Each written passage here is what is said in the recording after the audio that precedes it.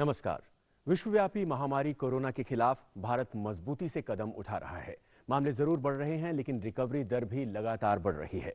Corona की वजह से दुनिया के कई हिस्सों में फंसे हुए हजारों भारतीयों को स्वदेश लाने के लिए भारत सरकार ने वंदे मातरम मिशन नाम से एक बड़ा एयरलिफ्ट अभियान शुरू किया है, जिसके तहत भारतीयों का स्वदेश लौटना शुरू हो गया है। कोरोना से जुड़ी सभी अहम खबरों को लेकर हम हाजिर हैं अपने इस शो कोरोना पर नजर के साथ।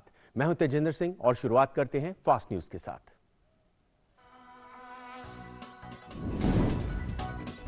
वंदे भारत अभियान के जरिए विदेशों में फंसे भारतीयों को निकालने का काम जारी। अबू धाबी और दुबई में फंसे भारतीयों को लेकर केरल पहुंचा एयर इंडिया का विमान। वहीं लंदन के लिए मुंबई से रवाना हुआ विशेष विमान। ढाका में फंसे 167 छात्र आज पहुंचेंगे अपने घर श्रीनगर।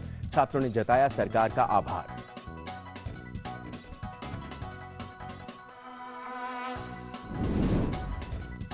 विदेशों में फंसे भारतीयों को लाने के लिए नौसेना ने भी चलाया ऑपरेशन समुद्र सेतु। मालदीव से भारतीयों को वापस ला रहा है आईएनएस जलाश्व। जहाज में सोशल डिस्टेंसिंग और सैनिटाइजेशन जैसी सभी जरूरी व्यवस्थाएं मौजूद। स्वास्थ्य मंत्री डॉक्टर हर्षवर्धन ने की आयुष संजीवनी ऐप और कोविड-19 के लिए आयुष के अध्ययनों की शुरुआत। कोविड-19 के उन्मूलन में आयुष से संबंधित फैसलों और सुझावों के प्रभाव से जुड़ी जानकारी जुटाने में मिलेगी मदद। स्वास्थ्य मंत्री डॉक्टर हर्षवर्धन ने की यूपी, ओडिशा और पश्चिम बंगाल में कोविड-19 के प्रबंधन की तैयारियां और नियंत्रण उपायों की समीक्षा। कहा, स्वास्थ्य कर्मियों को संक्रमण की संभावना से बचाने के लिए जरूरी उपाय अपनाने की जरूरत। भारत में कोविड-19 संक्रमण से इलाज के बाद अब तक कुल 16,539 ठीक। सक्रिय मामलों की संख्या पहुंची 37,916। संक्रमण की चपेट में आने से 1,886 लोगों की मौत। कोरोना वायरस से दुनिया में अब तक 2,68,000 से अधिक मौतें। 38 लाख से अधिक है संक्रमण के मामले।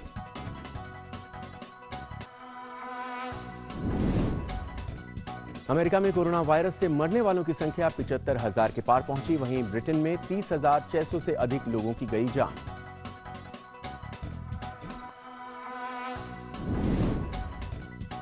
और फ्रांस में कोरोना के कारण मरने वाले लोगों की संख्या में आई कमी। 11 मई से धीरे धीरे यहां खत्म होगा लॉकडाउन, लेकिन कम से कम 15 जून तक फ्रांस की सीमाएं रहेंगी बंद।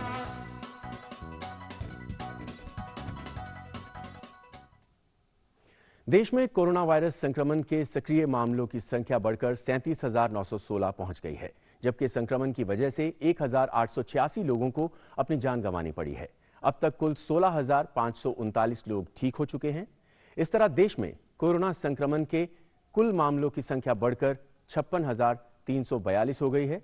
सरकार की कोशिश है कि लॉकडाउन की मदद से कोरोना संक्रमण को काबू में रखा जा सके, इसलिए लोगों से लगातार अपील है कि वो अपने घरों में ही रहें और लॉकडाउन के दिशा निर्देशों का पालन करते रहें।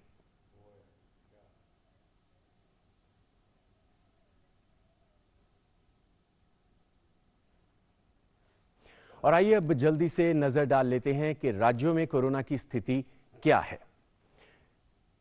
सबसे पहले देखते हैं महाराष्ट्र, जहां पर सबसे ज्यादा मामले आए हैं। 17,974 मामलों की पुष्टि हुई है। सक्रिय मामले हैं 13,979 और ठीक हो चुके हैं 3,301, जबकि मृतकों का वहां पर आंकड़ा है 694। वहीं गुजरात का अगर जिक्र करें तो 7,012 मामले वहां पर सामने आए हैं। 4,878 सक्रिय मामले हैं वहां पर और ठीक हो चुके हैं 1,709 और मृतकों का आंकड़ा है 425। और अब रुख दिल्ली का। 5,980 मामले आए हैं। 3,983 सक्रिय मामले हैं। ठीक हो चुके हैं 1,931 और मृतकों का आंकड़ा दिल्ली में है 66। और दिल्ली के बाद बात तमिलनाडु की। 5,409 मामलों की वहां पर पुष्टि हुई है और सक्रिय मामले हैं 3,825। ठीक हो चुके हैं 1,547 और मृतकों का आंकड़ा है 37। इसके बाद राजस्थान। 3,427 मामलों की पुष्टि हुई है। 1,734 वहां पर सक्रिय मामले हैं और ठीक होने वालों की संख्या है 1,596। वहीं मध्य प्रदेश में 1,828 सक्रिय मामले हैं। ठीक हो चुके हैं 1,231 और मृतकों का आंकड़ा है 193। इसके बाद उत्तर प्रदेश। 3,071 मामलों की पुष्टि। 1,759 मामले सक्रिय हैं। 1,250 ठीक हो चुके हैं और मृतक 62। आंध्र प्रदेश में सक्रिय मामले हैं 1029 और ठीक होने वालों की संख्या है 780। वहां पर मृतकों का आंकड़ा है 38। पंजाब में 1467 सक्रिय मामले हैं, 149 वहां पर ठीक हुए हैं और वहां पर मृतकों का आंकड़ा है 28। इसके बाद पश्चिम बंगाल की बात, जहां पर सक्रिय मामले हैं 1033 और ठीक होने वालों की संख्या है 364 और मृतकों का आंकड़ा है 151। तेलंगाना में सक्रिय मामले हैं 444 और ठीक होने वाले हैं 650 और मृतकों की संख्या है 29। जम्मू कश्मीर में 794 मामलों की पुष्टि हुई है, 449 सक्रिय मामले हैं, ठीक होने वाले हैं 335 और मृतकों का आंकड़ा है 9। इसके बाद कर्नाटक में 705 मामलों की पुष्टि हुई है, सक्रिय मामले हैं 309, 366 ठीक हो चुके हैं, मृतकों का आंकड़ा है 30। हरियाणा में 625 मामले सामने आए थे, सक्रिय मामले अभी हैं 358, 260 ठीक हो चुके हैं और 7 लोगों की मौत हुई है। बिहार में 550 मामलों की पुष्टि हुई थी, 299 सक्रिय मामले हैं, 246 लोग ठीक हो चुके हैं और मृतकों की संख्या वहां पर है 5। केरल में 503 मामलों की पुष्टि हुई थी, अभी सक्रिय केवल 25 वहां पर बचे हैं, 474 ठीक हो चुके हैं और मृतकों का आंकड़ा वहां पर है 4। ओडिशा में 219 मामले सामने आए थे, सक्रिय मामले हैं 155 और ठीक होने वाले हैं 62, मृतकों का आंकड़ा है 2। चंडीगढ़ में 135 मामले सामने आए थे, 113 सक्रिय मामले हैं, 21 लोग ठीक हो चुके हैं, 1 की मौत हुई है। झारखंड में 132 मामलों की पुष्टि हुई थी, 28 सक्रिय मामले हैं, 41 ठीक हो चुके हैं, जबकि 3 की वहां पर मौत हो चुकी है। तो जिन मामलों की कुल पुष्टि हो चुकी है 56,342, 37,916 सक्रिय मामले हैं, ठीक होने वालों का आंकड़ा 16,540 है, मृतकों की संख्या है 1,886। और इन आंकड़ों के बाद अगली खबर का रुख करते हैं। कोविड-19 के मौजूदा संकट के दौर में भारत सरकार की ओर से विदेशों में फंसे भारतीयों को वंदे भारत मिशन के तहत निकाला जा रहा है और उनकी स्वदेश वापसी कराई जा रही है। कल रात संयुक्त अरब अमीरात से भारतीयों को लेकर एयर इंडिया का 2 विमान केरल पहुंचे। अबू धाबी से चली उड़ान कोची पहुंची, जबकि दुबई से रवाना हुआ विमान कोझिकोड पहुंचा। विदेशों से भारतीयों को वापस लाए जाने के बाद विदेश मंत्री ने ट्वीट के जरिए नागरिक उड्डयन मंत्रालय और विदेश मंत्रालय के अधिकारियों को बधाई दी। नियम के मुताबिक विदेशों से लाए गए सभी लोग 14 दिन तक राज्य सरकार द्वारा बनाए गए क्वारंटाइन में रहेंगे। इन सभी लोगों को मेडिकल टेस्ट के बाद ही भारत लाया गया है, लेकिन यहां आने के बाद जिन यात्रियों में कोविड के लक्षण दिखाई देंगे उन्हें सीधे अस्पताल भेजा जाएगा। भारत ने कोरोना वायरस महामारी के चलते लागू अंतर्राष्ट्रीय यात्रा लॉकडाउन के बीच विदेशों में अपने फंसे हुए नागरिकों को वापस लाने के लिए अब तक का सबसे बड़ा अभियान शुरू किया है। इसे वंदे भारत अभियान नाम दिया गया है। और कोरोना की वजह से दुनिया में कई हिस्सों में फंसे हुए हजारों भारतीयों को स्वदेश लाने के लिए सरकार ने वंदे भारत मिशन नाम से एक बड़ा एयरलिफ्ट अभियान शुरू किया है। इसके तहत आज बांग्लादेश से 167 भारतीय छात्रों की स्वदेश वापसी होगी। अब से थोड़ी देर बाद 11 बजे ढाका से एक विशेष उड़ान के जरिए इन कश्मीरी छात्रों को श्रीनगर पहुंचाया जाएगा। स्वदेश वापसी करने वाले छात्रों ने सरकार का आभार जताया है। The Indian embassy, they did a good job actually. We had to do an online registration for that firstly, and then they sent us the emails accordingly, and we had to book our tickets. So they did a good job, really good job actually. वहीं दूसरी तरफ मुंबई से air India का एक विमान London के लिए रवाना हुआ। इस विमान के जरिए वहां फंसे भारतीयों को वापस लाया जाएगा।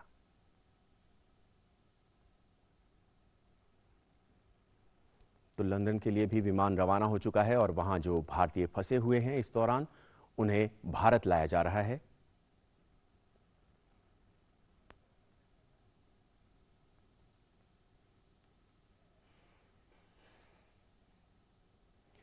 और विदेशों में फंसे भारतीयों को लाने के लिए नौसेना भी अभियान चला रही है। नौसेना ने अपने इस अभियान को समुद्र सेतु नाम दिया है। सिर्फ कोविड-19 मुक्त लोगों को ही इसका लाभ मिलेगा।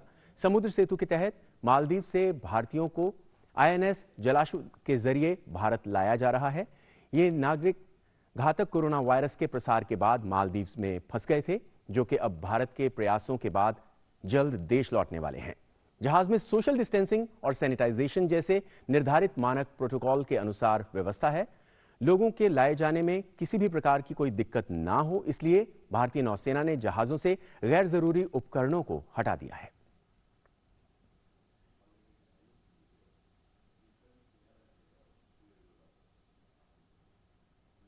कोरोना वायरस महामारी के चलते विदेशों में फंसे भारतीयों की वंदे भारत मिशन के तहत वापसी हो रही है। इसी संदर्भ में केंद्रीय स्वास्थ्य मंत्रालय ने कुछ दिशा निर्देश जारी किए हैं, जिनके अनुसार राज्यों को यह सुनिश्चित करने को कहा गया है कि भारत आने वाले लोगों को क्वारंटाइन और आइसोलेशन की सुविधा अलग से प्राप्त हो। इसके अलावा विदेशों से आने वाले यात्री पेड क्वारंटाइन फैसिलिटी में रहेंगे, यानी यात्रियों को क्वारंटाइन में रहने के लिए तय शुल्क देना होगा। सेंटर को तय नियमों के अनुसार ही काम करना होगा, जहां कोरोना वायरस के संदिग्ध लोगों को अलग से रखने की जगह भी सुनिश्चित करनी होगी। साथ ही स्वास्थ्य मंत्रालय ने क्वारंटाइन और आइसोलेशन की सुविधा प्रदान करने वाले लोगों के लिए भी कुछ गाइडलाइंस जारी की हैं, जिनके अनुसार उन्हें यह देखना होगा कि सेंटर में 24 घंटे के लिए डॉक्टर और नर्स की सुविधा हो।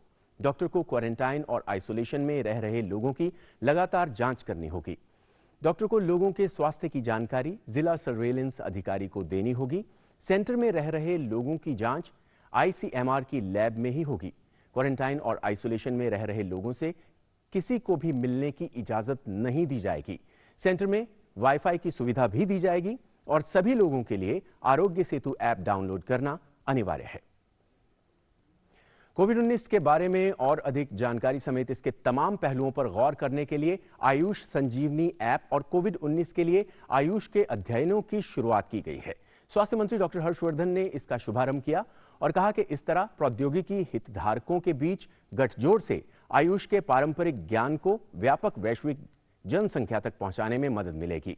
कोविड-19 के संबंध में 2 आयुष आधारित अध्ययनों का शुभारंभ किया गया है। कहा जा रहा है कि आयुष संजीवनी मोबाइल ऐप से लोगों के बीच आयुष से संबंधित सिफारिशों और कदमों की स्वीकार्यता समेत उपयोग के साथ ही कोविड-19 के उन्मूलन में इसके प्रभावों से जुड़ी जानकारियां जुटाने में सहायता मिलेगी। इसे आयुष और MEITY द्वारा विकसित किया गया है। इसकी पहुंच 50 लाख लोगों तक होगी।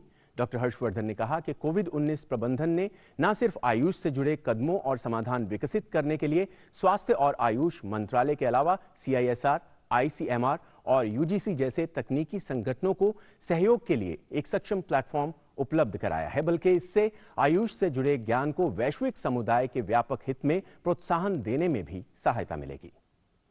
स्वास्थ्य मंत्री डॉक्टर हर्षवर्धन ने वीडियो कॉन्फ्रेंसिंग के जरिए उत्तर प्रदेश, ओडिशा, पश्चिम बंगाल में कोविड-19 के प्रबंधन की तैयारियों और नियंत्रण उपायों की समीक्षा की और कहा कि अन्य राज्यों से पलायन करके आने वाले श्रमिकों के लिए उचित क्वारंटाइन व्यवस्था के साथ SIRI, ILI मामलों की सैंपलिंग और परीक्षण बढ़ाने की जरूरत है। डॉक्टर हर्षवर्धन ने देश में कोविड-19 महामारी का मुकाबला करने में सभी के समर्पण की सराहना की। उन्होंने कहा कि अन्य देशों की तुलना में भारत बेहतर स्थिति में है, क्योंकि यहां मृत्यु दर 3.3% है और स्वस्थ होने की दर 28.83% है।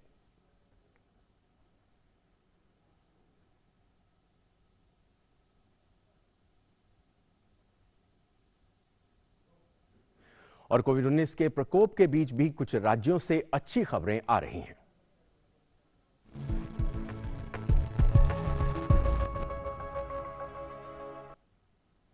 सत्रह मई तक देश में लॉकडाउन है और इस आपदा के दौरान भी कुछ लोग ऐसे हैं जो आवश्यक सेवाओं को अपने नायाब और अनोखे तरीकों से जारी रखे हुए हैं। आज आपको लिए चलते हैं पश्चिम बंगाल, जहां आसनसोल में पेट्रोल पंप संचालक सुबीर साहा ने पेट्रोल पंप पर ईंधन भरवाते वक्त कर्मचारियों और ग्राहकों के बीच सोशल डिस्टेंसिंग के लिए ईंधन निकालने की मशीन पर एक लंबी ट्यूब जोड़ दी है। यहां तेल भरवाने से पहले सभी ग्राहकों को सैनिटाइजेशन प्रक्रिया से गुजरना होता है। वहीं बिल के भुगतान के लिए एक प्लास्टिक का कैश बॉक्स रखा गया है। हालांकि डिजिटल लेन देन के लिए स्वाइप मशीन का उपयोग किया जाता है, जिसे हर थोड़ी देर में साफ किया जाता है।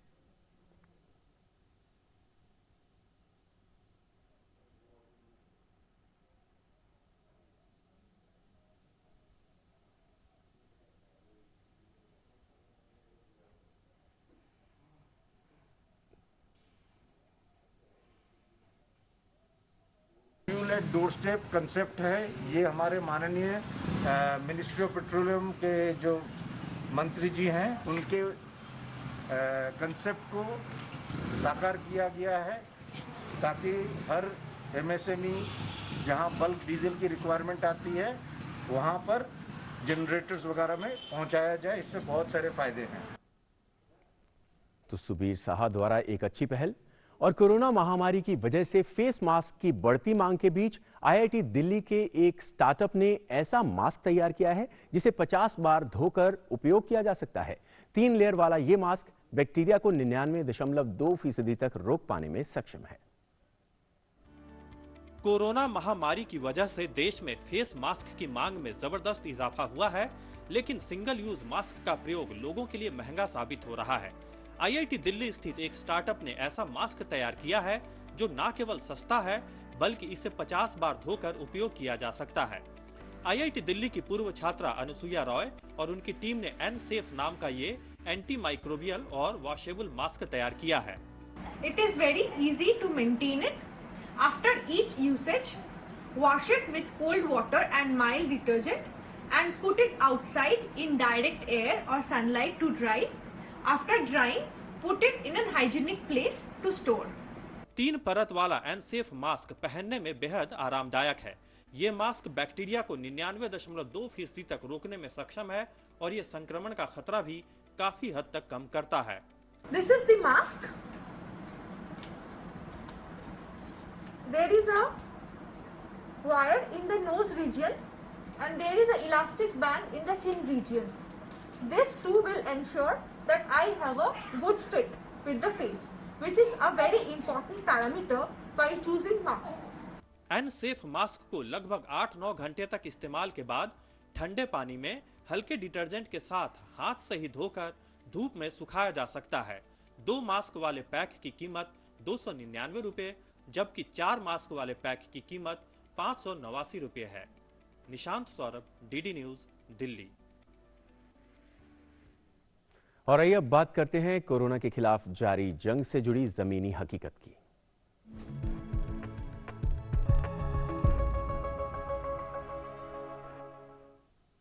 कोरोना वायरस के खिलाफ जंग में जयपुर का अन्नदाता किसान भी पूरी एहतियात बरत रहा है। देखिए हमारे संवाददाता विशाल बैरिस्टो की ये ग्राउंड रिपोर्ट। कालवाड़ इलाके में हूँ। जैसे कि आप देख सकते हैं, मैं अभी एक खेत में खड़ा हूँ और मेरे साथ है यादव परिवार के लोग। आइए हम उनसे बात करते हैं। ये लोग किसान हैं। ये कितना इलाका है और कितना एरिया है ये? सर, ये 4 बीघा में हमें टमाटर लगा रहे हैं और 3 बीघा में मिर्ची लगा रखी है। जब से कोरोना वायरस आया है आप क्या क्या एहतियात बरत रहे हैं? मास्क वगैरह लगा रहे हैं? लगा रहे हैं सर।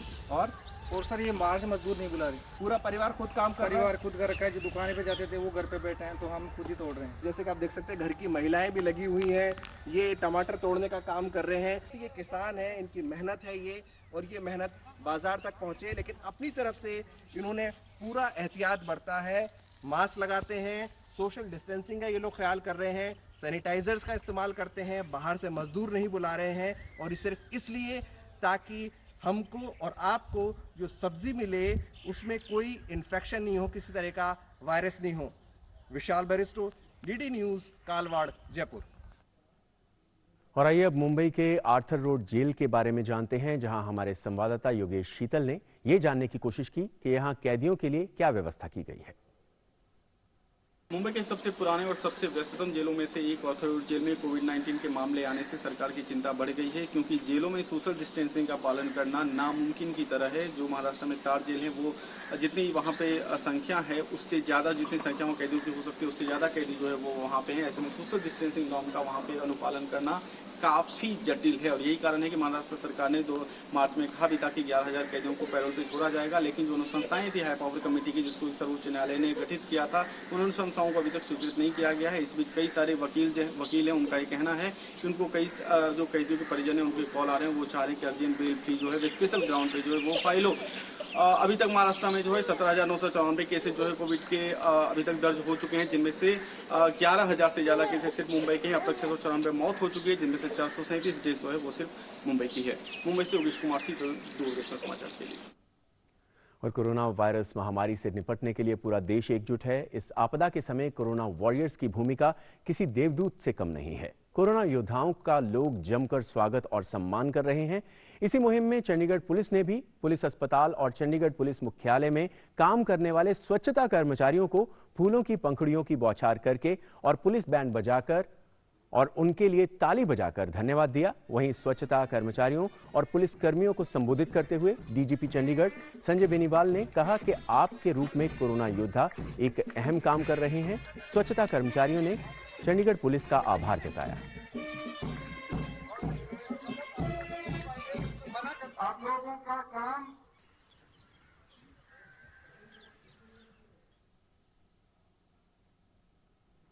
और आइए अब देखते हैं कि दुनिया भर में कोरोना से क्या है हाल।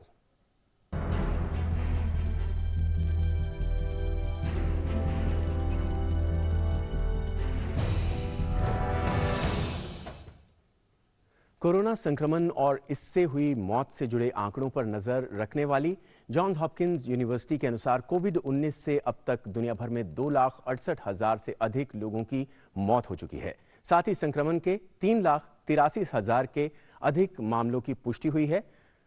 अमेरिका में कोरोना संक्रमण के कारण मरने वालों की संख्या 75,000 पार कर गई है।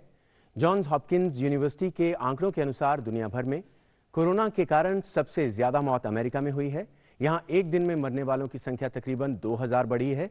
इसके बाद ब्रिटेन दूसरे नंबर पर है, जहां 30,689 लोगों की मौत हुई है। वहीं स्पेन और इटली में भी हालात अभी बेकाबू हैं।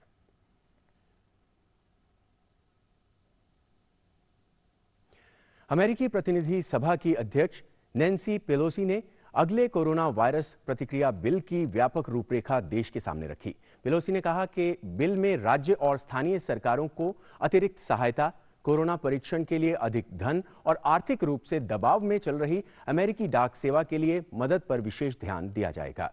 पेलोसी ने प्रत्यक्ष भुगतान के जरिए लोगों की आर्थिक मदद करने की आवश्यकता पर भी चर्चा की। सदन में अगले हफ्ते कोरोना वायरस रेस्क्यू बिल पर मतदान होने की संभावना है। फ्रांस में कोरोना के कारण मरने वाले लोगों की संख्या में कमी आई है। वहां कोविड-19 के कारण 178 लोगों की मौत हुई है। पिछले दिनों की तुलना में ये संख्या कम बताई जा रही है।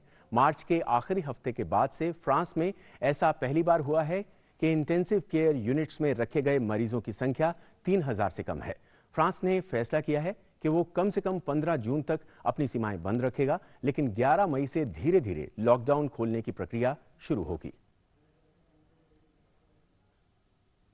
नॉर्वे में लॉकडाउन के बाद से हालात तेजी से सामान्य हो रहे हैं। यहां सरकार ने अगले कुछ हफ्तों में देश के बड़े हिस्से को फिर से खोलने की घोषणा कर दी है। यहां सोमवार से सभी स्कूल फिर से खुल जाएंगे। बार और मनोरंजन पार्क भी 1 जून से खुल सकते हैं। वहीं 20 लोगों के एक साथ जमा होने की भी अनुमति मिलने की संभावना है। सरकार 16 जून से देश की फुटबॉल लीग को भी फिर से शुरू करने पर विचार कर रही है।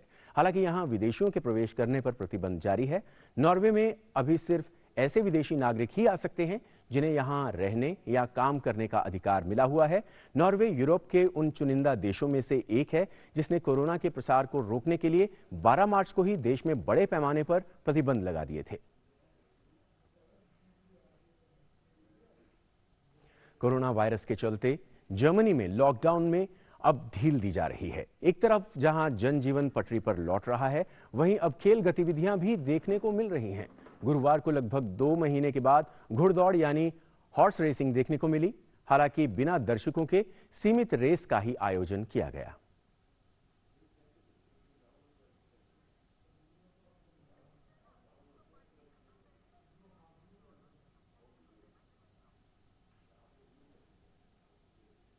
कोरोना के इस संकट के दौर में सरकार की ओर से हम सभी को एक बॉडीगार्ड दिया गया है जिसका नाम है Aarogya Setu.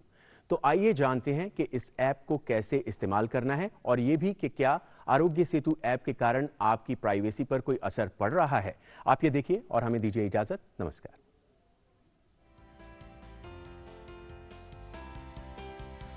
Hi, how are you? I'm doing good and fulfilling my duty of responsible citizen by staying at home to maintain social distancing. Yeah, me too. Actually, I have a few doubts about the Arogya Setu app. After installing this app, what all personal information are we required to share? When you are registering on the app, It will ask you for your name, age, gender, profession, and your last 30 days of travel history. It would also request for permission to keep mobile's Bluetooth and GPS location on. So where does all this information go and get stored? The information submitted by you is encrypted and safely stored in the server. So information about me like where I go, with whom I meet, is also being stored in the servers? No. If you come in contact with another person who has also installed the same app, this piece of information is captured and stored on your mobile itself. This information is not sent to the server. Okay, so this information does not go outside my phone. No, it does not. This information is only sent out of your mobile to the servers if you are found to be COVID positive. Understood. If I become COVID positive, then this information is used to inform everyone who knowingly or unknowingly came in contact with me so that they can also get themselves tested. That's correct. If you remain well, then even the government will not use this information. Your personal information will remain personal and secure within your mobile. Will information about me be stored permanently in mobile or servers? No, that's not the case. The captured information gets deleted from your mobile after 30 days and from the server after 45 days. In case you are found COVID positive, your information from the server will be deleted after 60 days. This is great. This app keeps my data safe and private, and I am safe as well. I'm convinced now that Arogya Setu app is the right way to fight Corona.